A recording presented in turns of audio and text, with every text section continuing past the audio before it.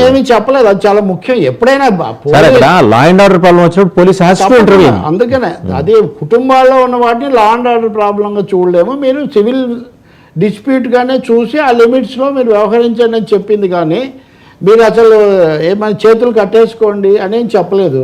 Court అలా చెప్పుంటే వాళ్ళు అలా చేసేవాళ్ళు కదా. రెండోది, మీరందరూ కూడా బౌన్సర్లను తెచ్చుకొని ఆ సిచ్యువేషన్ సృష్టించడం సరికాదు అని కూడా చెప్పింది అందరు. కాబట్టి పోలీసులు కూడా హైకోర్టు ఆదేశం ప్రకారం బౌన్సర్లను పంపించేయండి అని కూడా ఆదేశాలు ఇచ్చారు.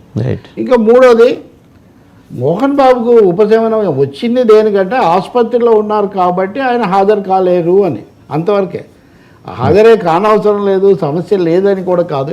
అది మూడోది. నాలుగోది, అన్నదమ్ములు ఇద్దరిని కూడా పోలీసులు పిలిచారు, ఇద్దరికి చెప్పాల్సింది చెప్పారు. ఈ మళ్ళీ మేము రావాల్సిన జోక్యం చేసుకోవాల్సిన అవసరం లేకుండా చూసుకోండి అన్నారు. నేను మీడియా పరంగా